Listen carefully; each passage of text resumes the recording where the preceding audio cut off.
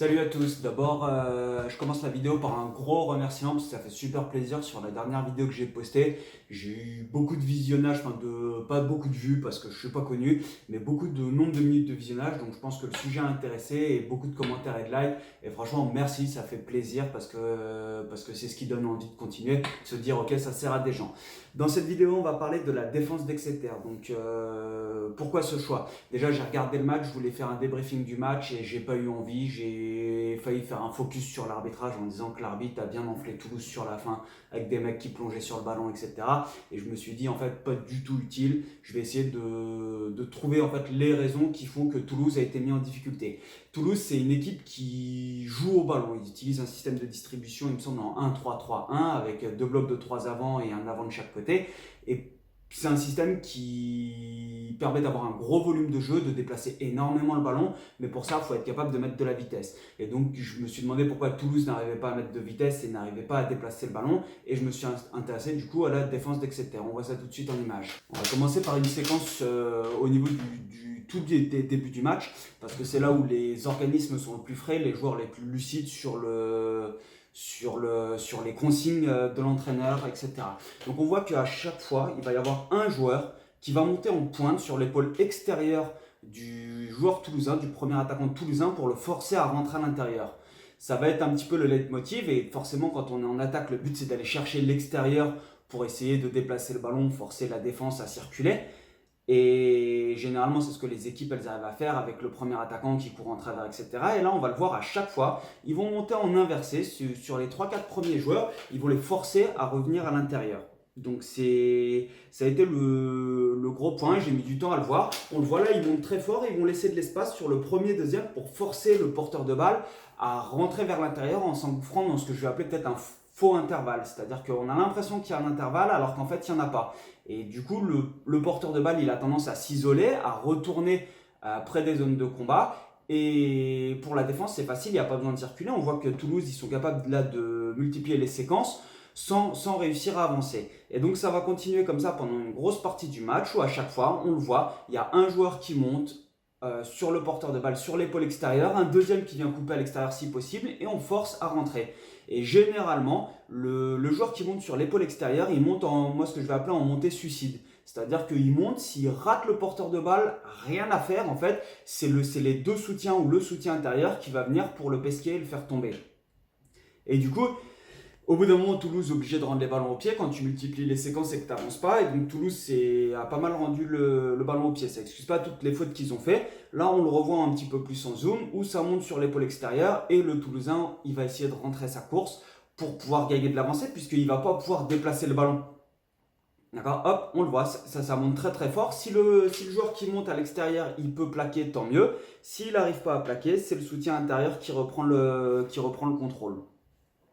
Donc là, on le voit toujours. Ça va venir défendre, couper les extérieurs très fort, mais généralement, on vient couper les extérieurs un petit peu plus loin de la zone de combat pour éviter que ça déplace le ballon. Eux, ils ont décidé de ralentir les sorties de balles et d'enfermer les Toulousains en fait en permanence dans cette zone. Là, Toulouse est en attaque.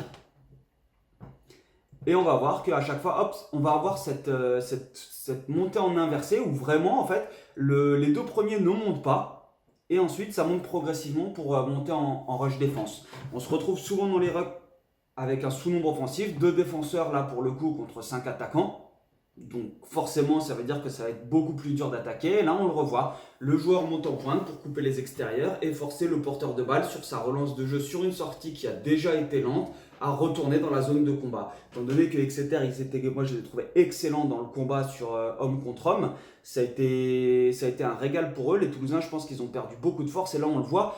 Dupont, en fait, il n'a pas de solution. C'est-à-dire qu'il est ballon long sur ballon long où ils se font cafouiller, ça vient fermer les extérieurs et on le revoit, il est obligé de retourner sur l'intérieur. Et là, on a pour le coup 7 attaquants contre 2 défenseurs.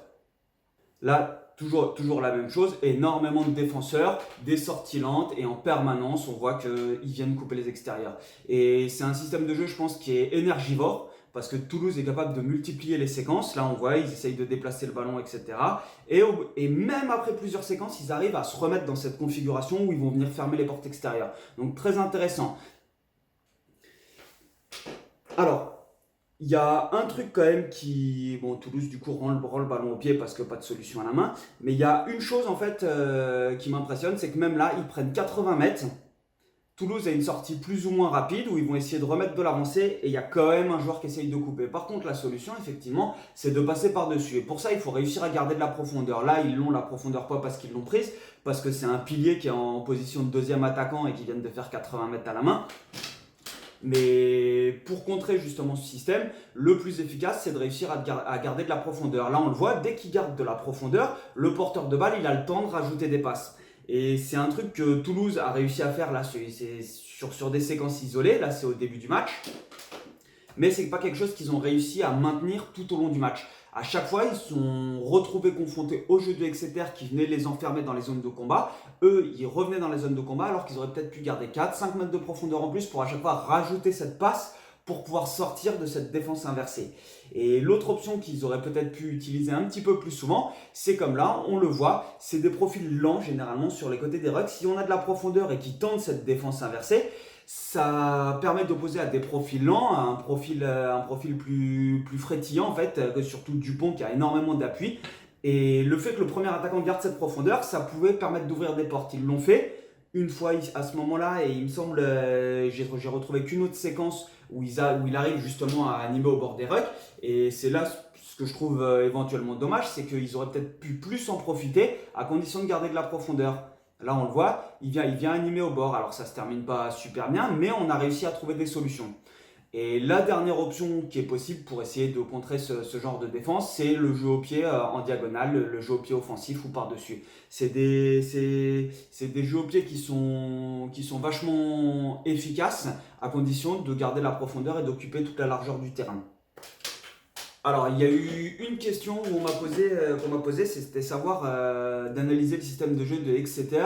Et Exeter, leur jeu sur le match a été vachement, je les ai trouvés très très forts sur le pick and go, la capacité à démarrer en zone de marque sur de la distribution où c'est du jeu à une passe très violent. Peut-être que Toulouse n'était pas assez équipé ou prêt dans le combat pour ce match pour pouvoir résister, mais je les ai trouvés forts sur deux, c'est-à-dire qu'ils ont plusieurs pénalités où ils peuvent prendre les points, ils jouent la pénalité à la main, ils vont en touche, etc. Ils savent qu'ils sont forts dans ce registre-là et que c'est dur de les contrer. Et ensuite, on me demandait comment ils avaient fait pour passer au-dessus du 13. Et ben en fait, les seules séquences que j'ai trouvées, c'est le 13 de Toulouse qui monte à contre-temps. Et en fait, il monte à contre-temps et ça permet du coup de passer soit entre lui et le 12 ou soit par-dessus à chaque fois. Et voilà, c'était le seul truc que je pouvais dire sur les séquences offensives du jeu de Exeter, alors que pourtant ils sont capables de proposer des relances de jeu qui sont top, mais il n'y en a pas eu énormément dans ce match que j'ai pu tirer pour présenter un système intéressant. J'espère que cette vidéo elle t'a plu. Fais comme là sur la dernière vidéo, mets un commentaire, like et partage. N'hésite pas à me dire ce sur quoi tu aimerais que j'essaye de faire un sujet si j'ai le temps. C'est avec plaisir que je le ferai. Et voilà, on se revoit pour la prochaine vidéo. Tchuss!